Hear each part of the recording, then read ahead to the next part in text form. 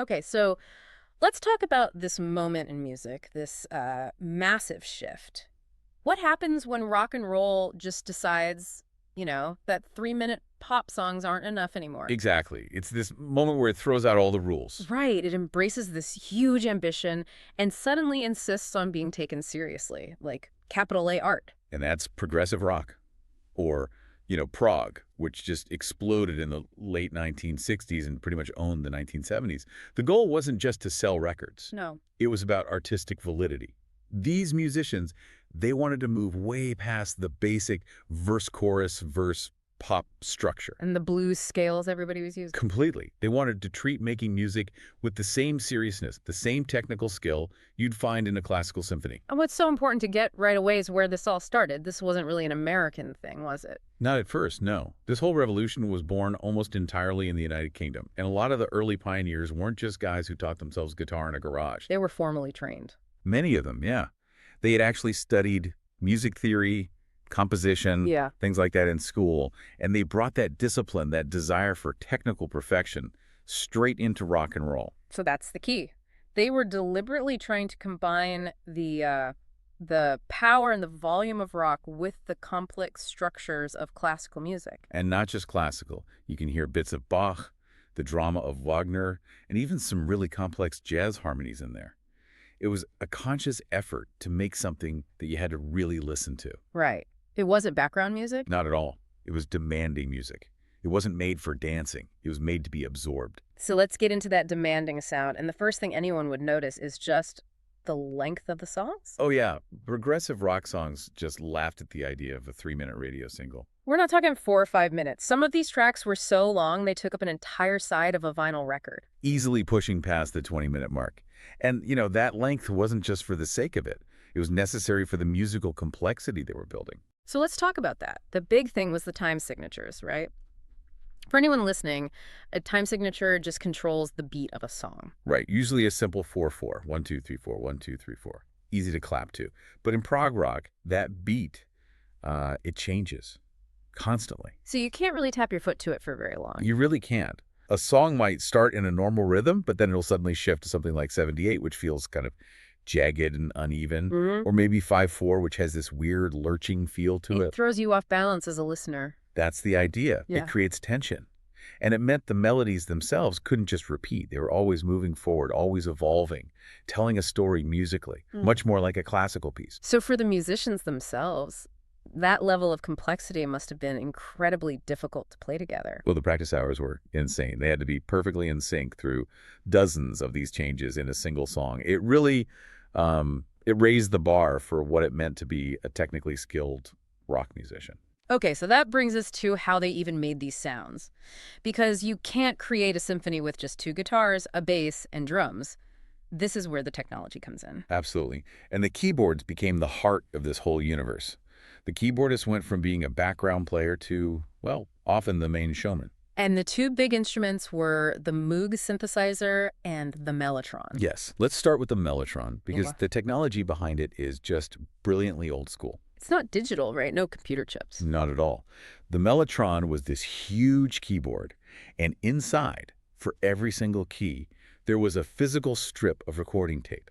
Wow. So when you pressed a key, it would play a little 8-second recording of a real instrument, maybe a flute or a cello or even a choir. So you could have an entire orchestra on stage, kind of. Kind of, yeah. And that slightly wobbly, haunting sound it made became a signature of the genre. Then you had the Moog synthesizer. That was the futuristic one. Totally. A wall of knobs and cables that created sounds from electricity. It let them create these huge, deep drones or these otherworldly sounds that added a real sci-fi feel. Which is why the keyboard players, people like Rick Wakeman from Yes or Keith Emerson, became genuine rock stars. They were. They'd have these massive stacks of keyboards on stage playing these incredibly long, complex solos that sounded like they belonged in a concert hall. I've seen pictures where they're literally surrounded like a cockpit. Yeah, and they'd often use one hand for playing deep bass parts and the other for these lightning-fast melodies on top. They were basically the orchestra conductor and the lead player all at once. And the other instruments had to keep up. Guitarists started using all sorts of pedals for echoes and distortion. To make their one guitar sound as big as a whole string section. And the bass players weren't just playing simple root notes anymore. No, they were playing their own complex melodies. Exactly, almost like a second lead guitar. And the drummers used these enormous kits with extra drums, extra cymbals, just to create this massive wall of sound. Okay, so we have the complex music, the futuristic technology. Let's talk about what they were actually singing about.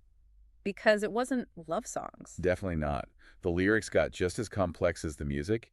They were writing about philosophy, science fiction, ancient myths, really big, deep topics. And this is where the idea of the concept album really takes off. Yes, the entire album tells one single story or explores one central theme from the first track to the last.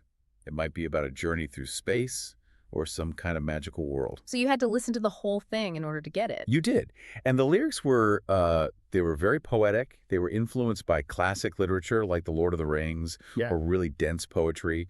You often had to sit there with the lyric sheet and try to figure out the hidden meanings. The opposite of a catchy pop song. The absolute opposite. It demanded your full attention. And that commitment extended to the visuals, too. The album covers were a huge part of the experience. Right. You almost never saw a picture of the band on the cover. No, instead, you'd get these incredible surreal paintings, dream landscapes, to mention Roger Dean. Ah, yes. The floating islands. The floating islands, the alien worlds. He basically created the look of prog rock, especially for the band. Yes. Yeah. The album itself felt like an art object. They had these gatefold sleeves that opened up like a book with more art inside. It set the mood before you even played the record. Okay, that's a perfect transition to the bands themselves. The golden era of the 1970s. Who were the giants? Well, the biggest names dominated the arenas. You had Pink Floyd, who had this massive global success with albums like The Dark Side of the Moon. They managed to be complex, but also accessible somehow. They did. Then you have King Crimson, who many people say started the whole thing back in '69 with an album that just shocked everybody. Yes, of course. Known for being incredibly fast and precise musicians. Unbelievably tight. And those high layered vocal harmonies. Then there was Genesis, with Peter Gabriel as the frontman. He took the visual side to a whole new level. The costumes. The costumes. He would come out on stage dressed as a giant flower or a fox or an old man. He was acting out the stories from the songs. It wasn't just a concert, it was theater. And you had Jethro Tull with Ian Anderson playing the flute. While standing on one leg, it was all part of the spectacle. And these live shows were huge events. They were massive. Pink Floyd used giant circular movie screens, inflatable characters. They even built a literal wall across the stage every night for the wall tour. The technology they used was groundbreaking. Even the sound systems were different. Oh, yeah. They needed systems that were incredibly loud, but also crystal clear so you could hear every little detail. Some even used quadraphonic sound with speakers all around the audience to make it a totally immersive experience. So this movement, it started in the UK, but it spread, right? It did, and it changed as it went. In Italy, for example, the style was a bit more melodic, more romantic. They used more acoustic instruments. And Germany developed something else entirely, krautrock. Which was fascinating. Krautrock often got rid of the classical influence. It was more about electronics and repetition. They used this steady hypnotic beat that was totally different from the constantly changing rhythms of the UK bands. And then in America and Canada, you got bands like Kansas and Rush. Right, and they added a much harder, almost heavy metal edge to it. They kept the long songs and the complex playing, but with a more aggressive sound that was perfect for U.S. arenas.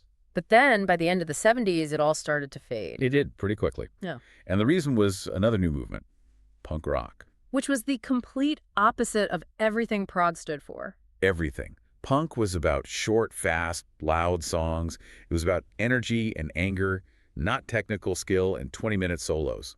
To the punk kids, the prog bands seemed, well, out of touch. They started calling them dinosaur rock. Exactly, because the shows were so huge and expensive and the music felt so serious.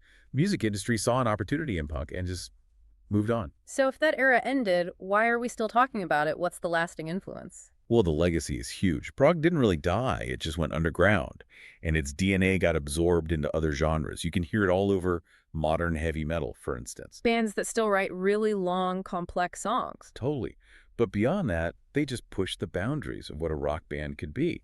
They proved that popular music could also be really intelligent. And all that technology they pioneered, the synthesizers. It's everywhere now.